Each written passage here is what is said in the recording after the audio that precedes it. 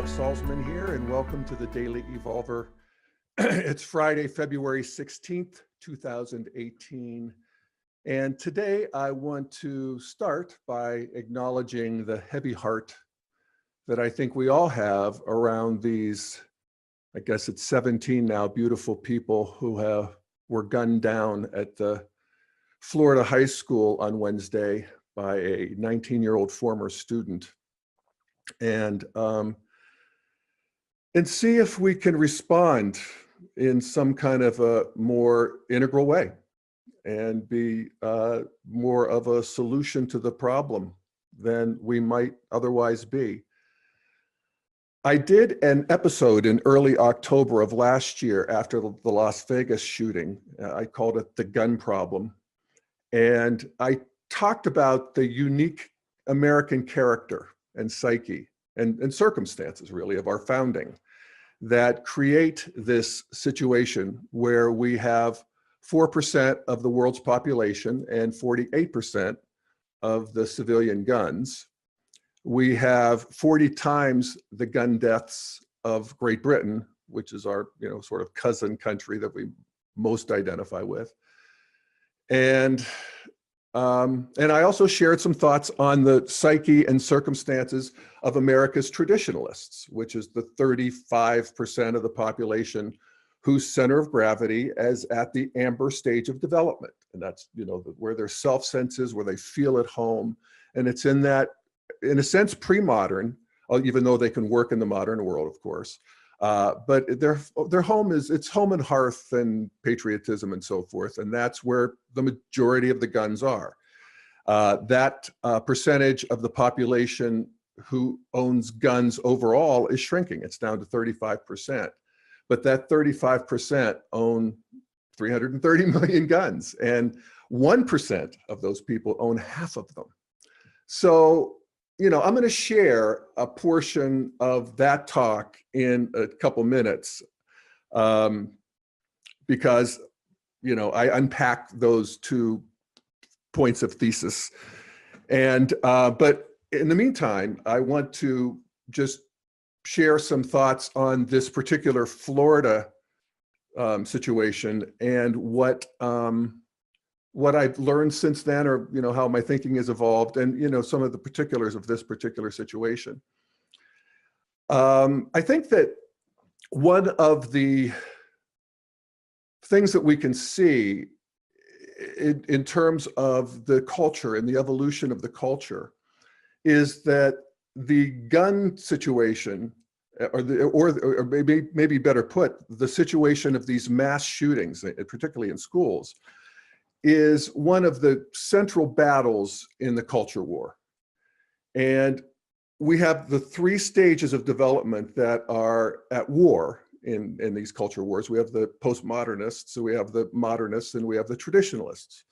And they all point to different problems or different reasons for these shootings. Postmodernists tend to see it the way I did in October. And I named the podcast The Gun Problem and talked about guns. And that is for sure a piece of the problem, that there's so many guns and that these guns are so deadly, these semi-automatics and assault rifles. The next explanation, that sort of center of gravity modern, is that it's a mental health problem. Now, we take these into some account, but the mental health problem is sort of centers around the orange or modern center of gravity. And then we get to the traditionalists, and the traditionalists see it as a problem of evil. As Ted Cruz said yesterday, that evil is just always going to be with us. And if you look at the coverage in the mass media, you have MSNBC and CNN focusing on the guns primarily and the mental health issues secondarily. And you virtually never hear about the evil problem. It'll be a one-off from time to time. That's switched on Fox, which is the traditionalist media source.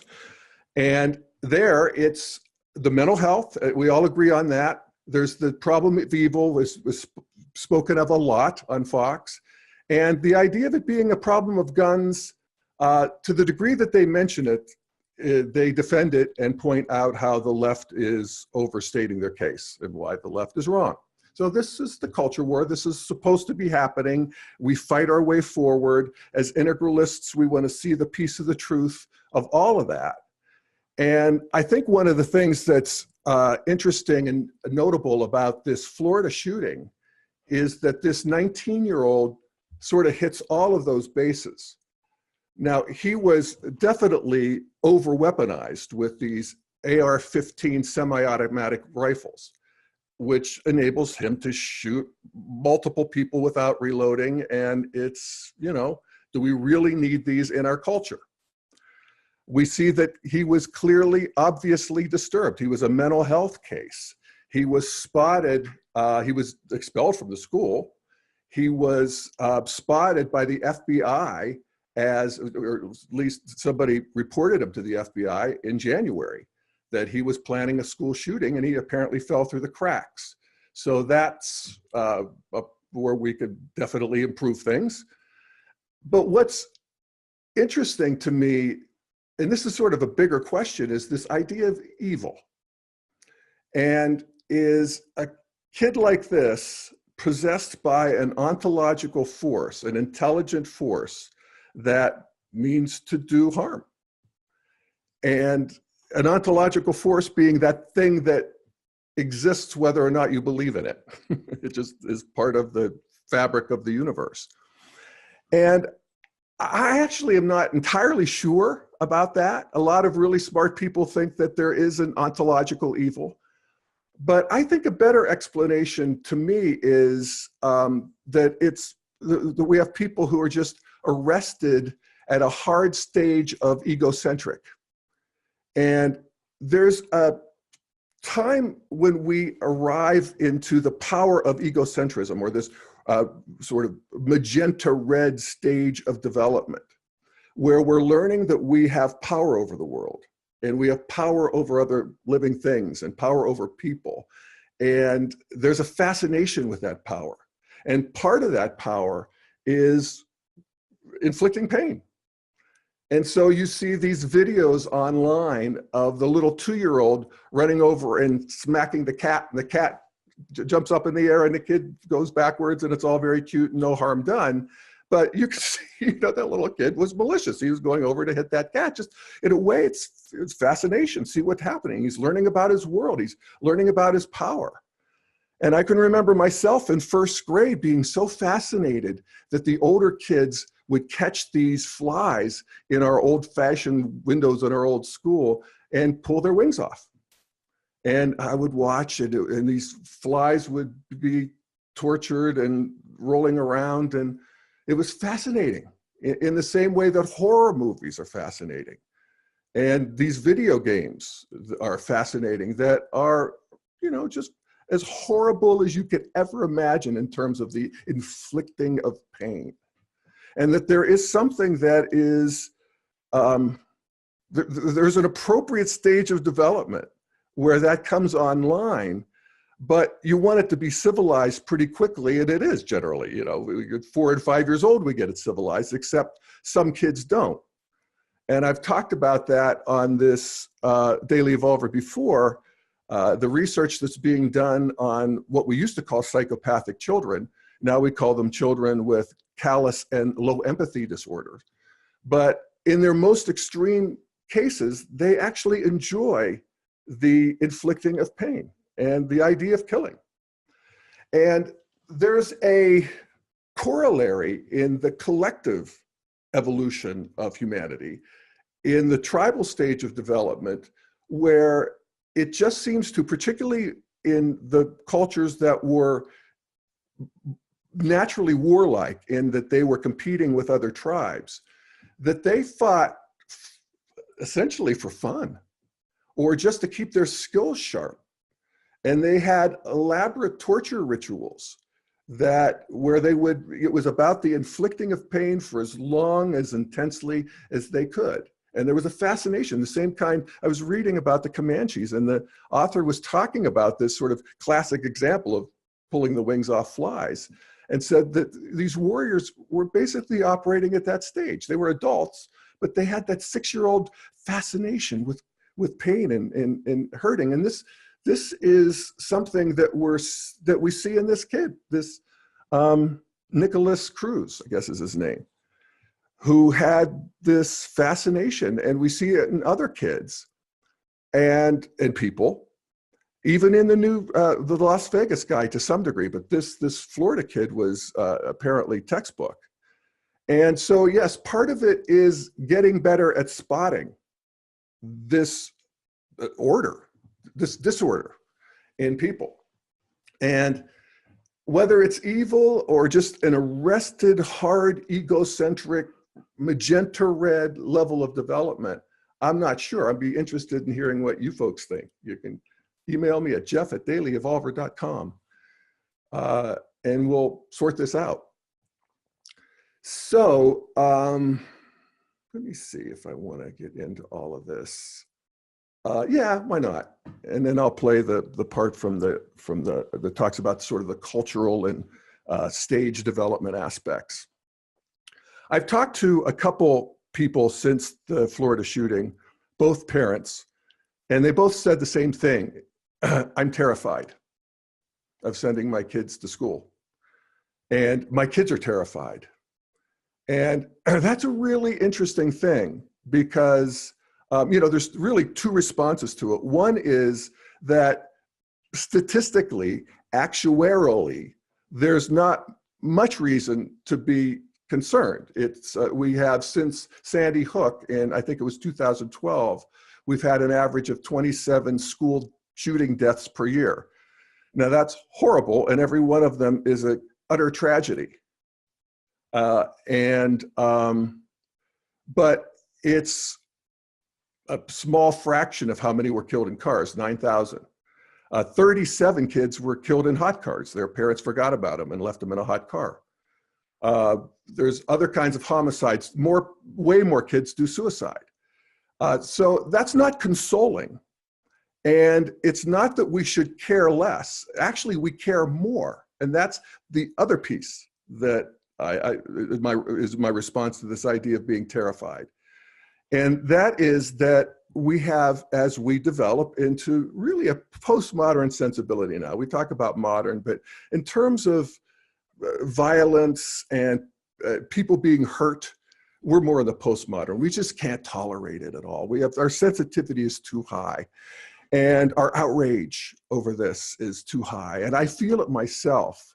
And I was talking to a friend of mine this morning, and he said, he was one of the I'm terrified guys. And he said, it's actually different even than terror. It's anger, but there's not a word for it. I said, outrage. And he said, well, outrage has been defined down lately. So, but it's just this, this is not tolerable.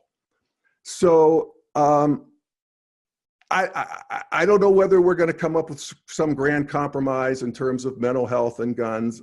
I don't know. Maybe these things tend to shift and move quickly when they do, and I hope so. But at any rate, you're going to see a lot of metal detectors at schools. I mean, if they're there already, but this somehow feels like people aren't going to tolerate it. And so we'll get it down to some vanishing point. It'll probably not ever be zero, at least anytime soon.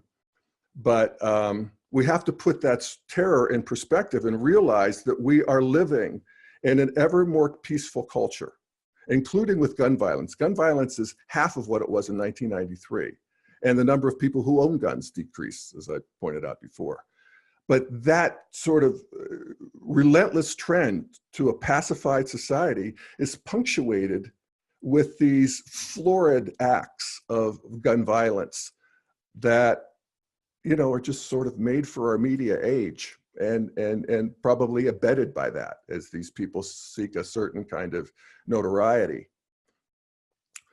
So some thoughts on that. And then the last thing is, there's a lot of reaction, particularly from the left, when the right and the politicians and so forth talk about our thoughts and prayers are with you. And I get it. It's sort of a cover for the fact that they don't want to deal with the gun piece of the problem. And, so the culture wars continue. But I do want to say that thoughts and prayers are really helpful and really called for. And I don't know how you do it, and you can do it your way. But if you don't have a way, there is a wonderful category of meditation out of Buddhism that's, the big category is loving kindness meditation, but the category that's really appropriate here is this category of, however you want to call it, Tonglen or whatever, it's exchanging self for other. And the idea is to metabolize the pain of the world and to metabolize the pain of other people. And so you, first of all, realize that there is actually, for you integral geeks, there's a lower right connectivity that we humans have. There's that morphogenic field, the field of energy. It's an exterior. It's not just consciousness. That's culture. That's there too. But it's an energy that we share with other people that can be metabolized when we turn towards it and let it in. And so to do that, you would, the mother of the daughter who was on all of the shows and was so, she just wrecked me. To feel her pain, to feel the pain of a parent who gets the news of their child. And breathe that in and breathe out some version of relief, whatever it might be. And to feel the pain of these kids as they heard these shots and ran and hid. And breathe it in and breathe out relief of some sort, just a smile, a tear, a embrace, a warmth of the belly out. Even with this shooter himself and his craziness, to feel, breathe that in and breathe it out. Now, you may not want to do this, and you don't have to. Some people don't want to. The idea of breathing in this unwanted material, as they say, is not what they want to do, and fair enough. But if it's intriguing to you and makes sense, try it. I know a lot of you do it anyway. We have a lot of practitioners here. But it is an actual help to the situation and to the people who are involved and to the whole catastrophe of the evolving human species. All right. So I'm going to now play I think the last 20 plus minutes of the podcast I did back in October of last year, who think differently than we do and live really in a different world space than we do. They have different receptors, they have different antennae, they have different ways of processing information. And we know, I mean, there's statistics that show that conservatives in general, and we're talking about this is the 35%, the traditionalists, have higher stress response, the galvanic skin response. They have they respond to fear in a way that is stronger than people at the higher levels who have divested some of that need to protect themselves to the culture at large. So that's where they live. And what they want us to know, this vast majority of gun owners, is that they're good people and they're the salt of the earth, and that having a gun is one of the ways that they mark something that is very important to their identity, and that is that they could take care of themselves. And they don't want to get in anybody else's business, except culturally, and that's a whole other story. But they don't want you to tell them what to do. And they also want you to know that if you wimpy postmodernist, find yourself, lethally threatened by a bad guy they'll shoot them for you. And you would probably be grateful that they did. And so, you know, it becomes a cultural marker, and it's not unlike, in the terms of the cultural marker, a postmodernist gender bender who shaves half his hair and dyes the rest of the other half pink. And he too is, you know, kind of offending and being willing to, you know, sort of upset people in order to make a point about identity and worldview. And, you know, we want to look at this so that we could sort of relax our reflexive, you know, as I've often said, our integral practitioners are waist to neck deep in green, postmodern worldview. And so most of us have that sort of reflexive anti-gun thing. So, you know, in terms of the culture war, it's now to the point where, well, back in the 80s, Republicans were 50-50 in terms of what they thought was more important, gun rights or gun control. Now, Republicans are 75% for gun rights and 25% for gun control. And that's just a part of the continuing polarization. That's where we now have a majority of Americans who say gun rights are more important than gun control. And, you know, there's plenty of demagoguing on both sides, and I don't want to get into all the arguments. It was really interesting to see Wayne LaPierre, the head of the NRA, on, I guess it was Face the Nation yesterday, talking about that the real problem is the culture of Hollywood and violent movies and violent video games. And here we are, the poor NRA, we're trying to teach people responsible gun ownership and gun usage. And this is what we're up against, is this culture of violence coming out of Hollywood, coming out of Hollywood liberals. So this is, this war, this culture war will continue. There's no doubt about it.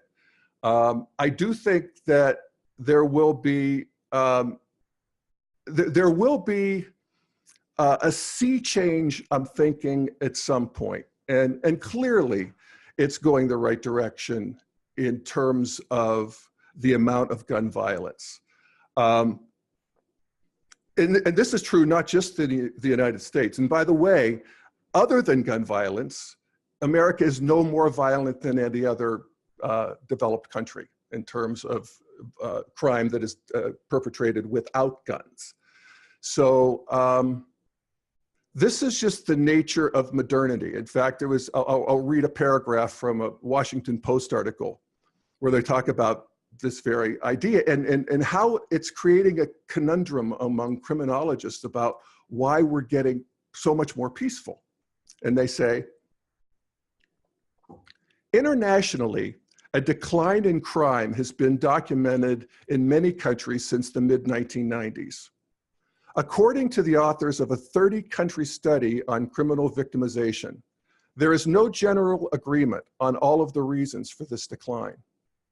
They say there's a general consensus that demographic change, specifically the shrinking proportion of adolescents across Europe, is a common factor causing decreases across Western countries. They also cite wider use of security measures in homes and businesses and other factors that reduce property crime. But other potential explanations, such as better policing or increased incarceration, which a lot of people point to, do not apply in Europe, where policies vary widely.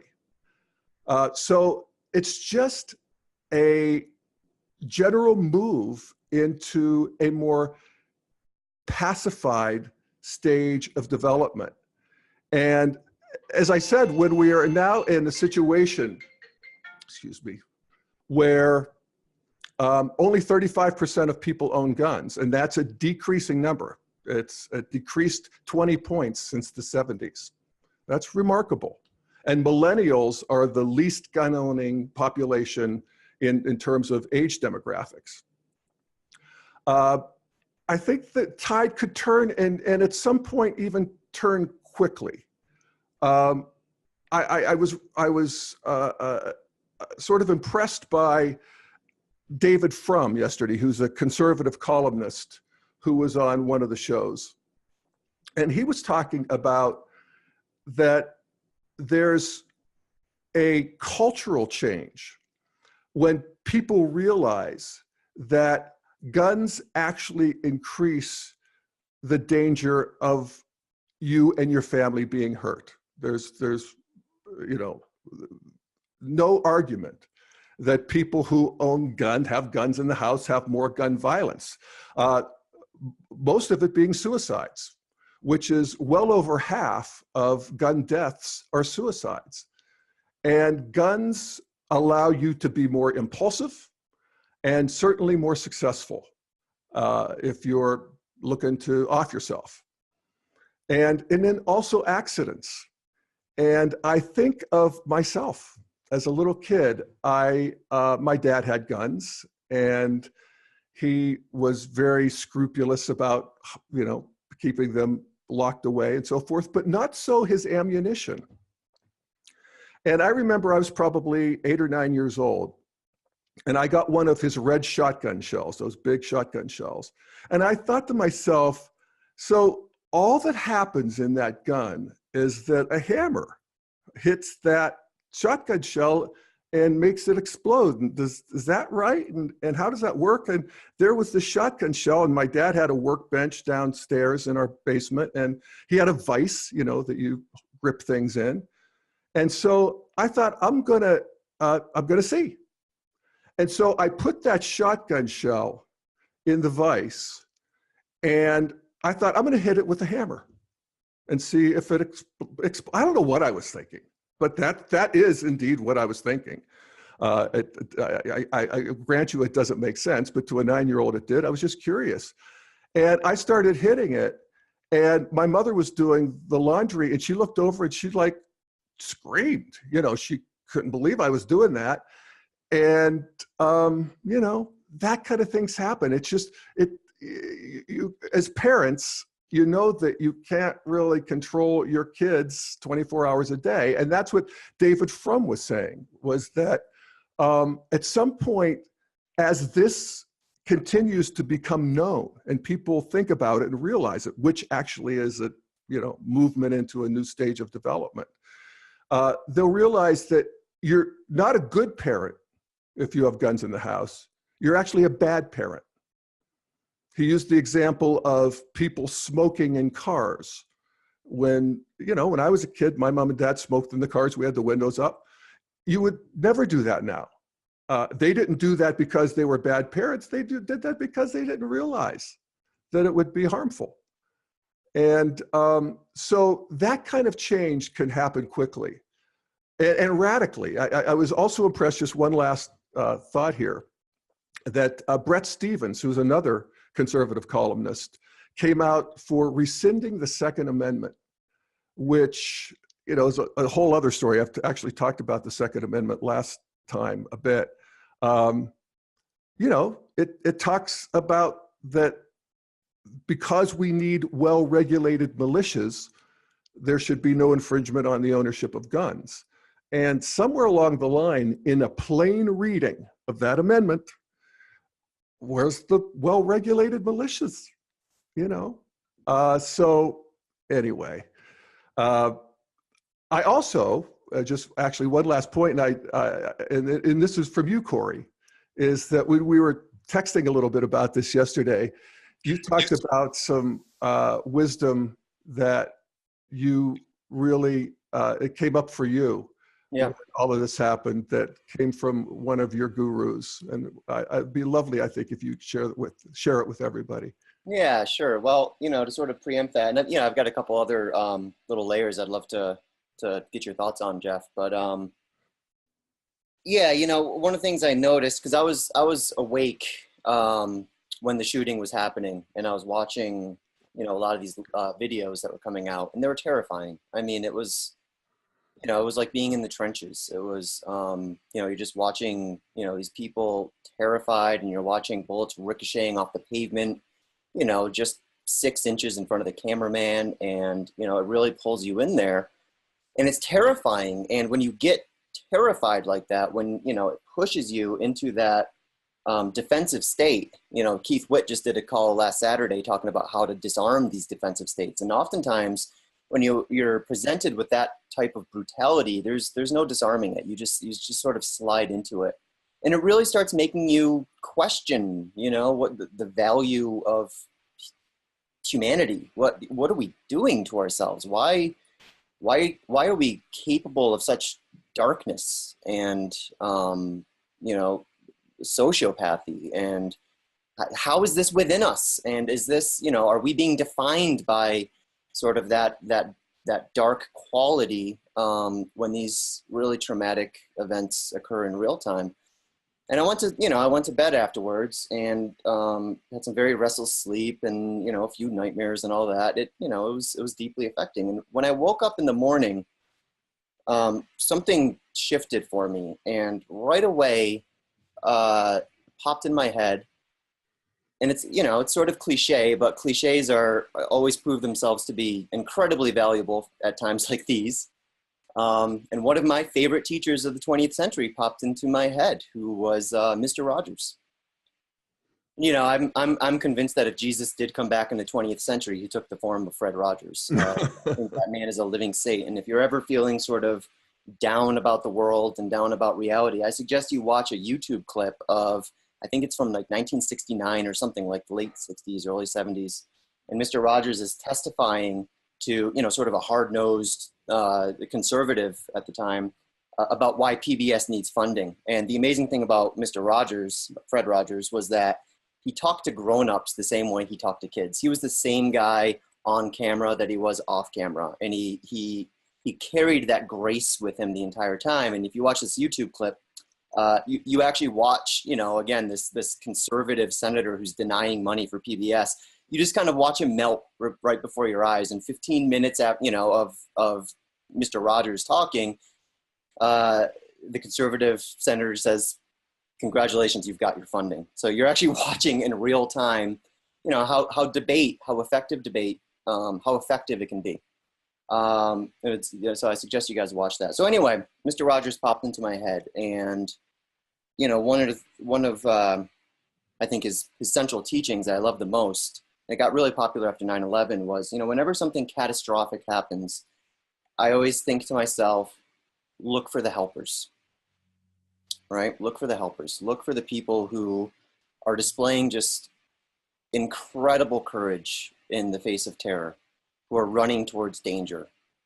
And, you know, that really helped me release a lot of that sort of darkness that I was feeling. So I made a post on Facebook that was pretty well received, and I'll just read it here. What I wrote was, "I think it's critical to remember that there were far more heroes than villains in Las Vegas last night.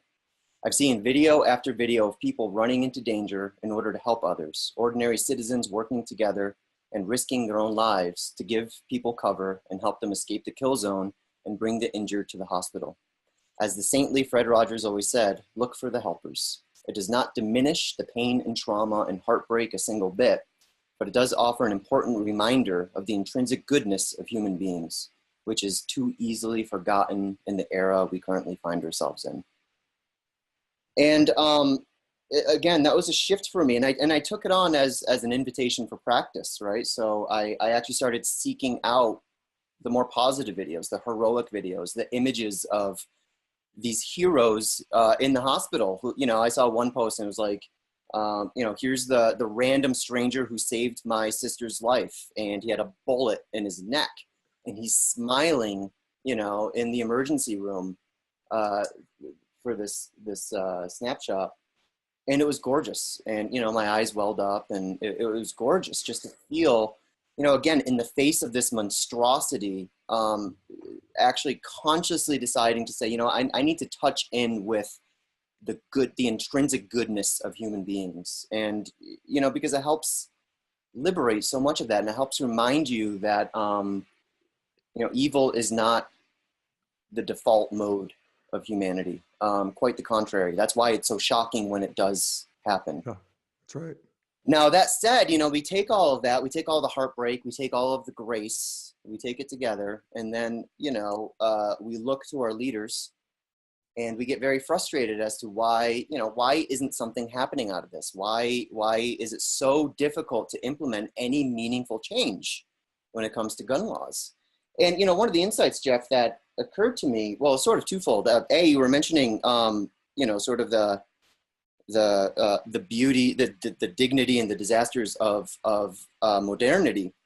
And, you know, one of those disasters, I think, was, you know, in the modern world, we're afforded sort of this distance with nature, which means a distance with death. You know, we don't kill our own food. We go to the supermarket and pick it up. We don't, you know, we have guns now where it used to be, you know, 500 years, if you wanted to kill someone, you'd have to stab him with something, look him in the eye and, you know, feel him die.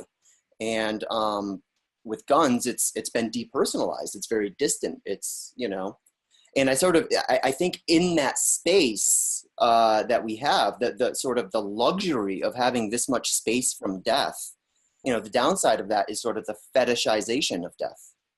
And, you know, Wayne Pierre talks about violent films and video games and all that. And, you know, I think a more integral point of view would be to say that, you know, these things are symptomatic of the deeper issue. They're not the cause of our fetishization of guns, our fetishization of weapons, but they're symptomatic of that.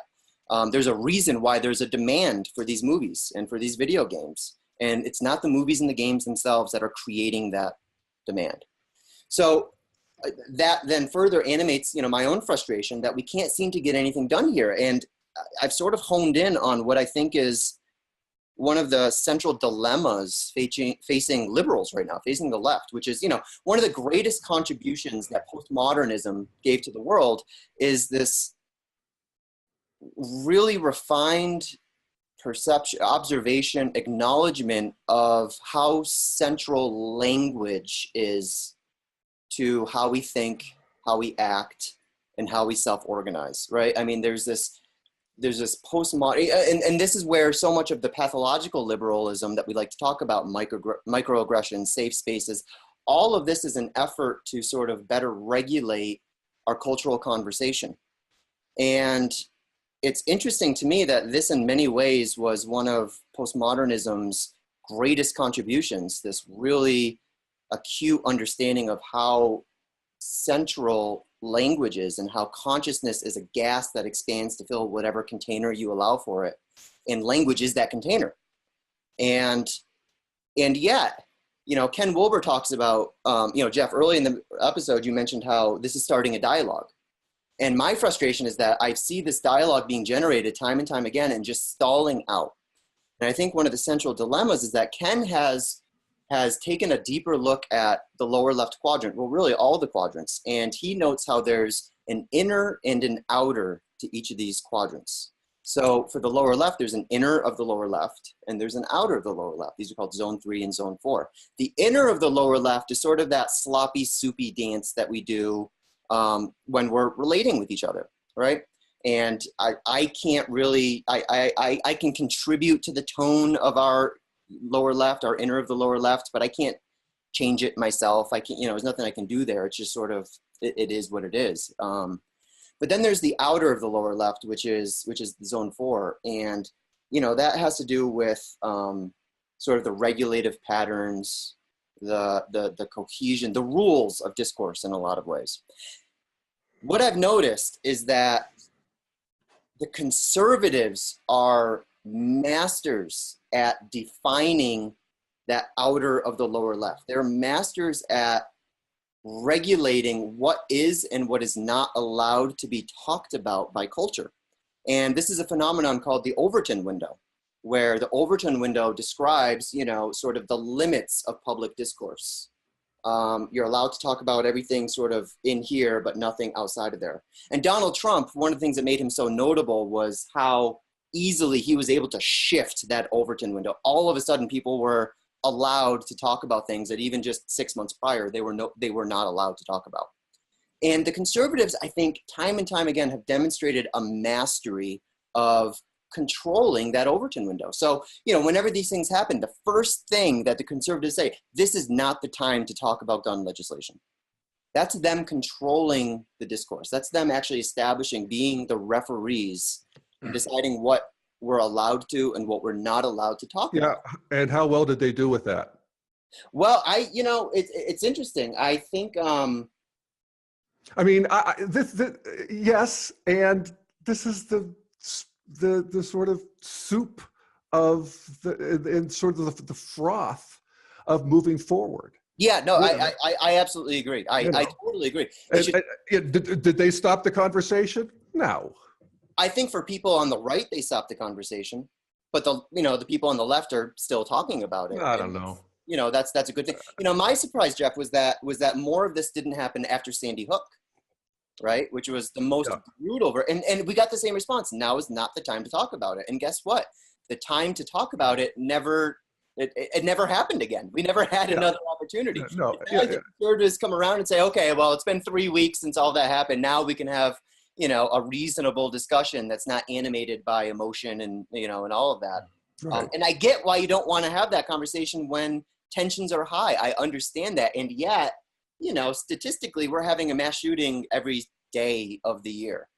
So the time to have this conversation is never going to occur if we allow them to continue regulating the discussion. And I think this is, I think it's my challenge to liberals is, when you're trying to reestablish new rules of discourse, don't focus on the micro, right? Don't focus on the microaggressions, even is one of their favorite terms.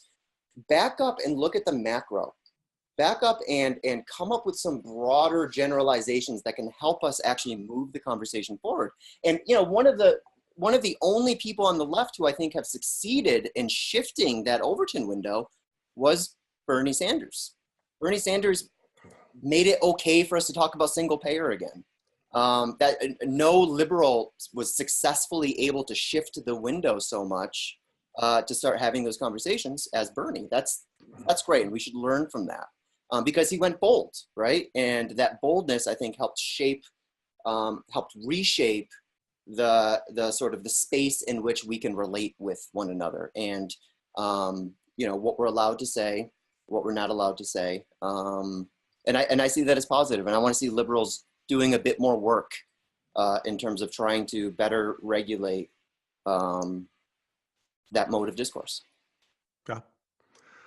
Yeah, I think we're just, discoursing our way into a better world. Yeah. And, everybody's got their, trying to impose their rules on other people. And it's just part of the mess of it, which is a fruitful mess. Yeah, and we can, see that even in terms of guns and gun death, the number of people owning them down, the number of gun deaths down by half since 1993. The guns used in crimes down. I have this. I don't know if you can see this. Mm-hmm.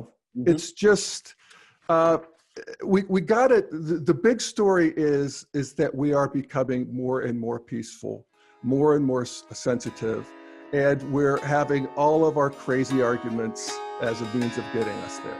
That's how I see it. Yep. So I do not disagree.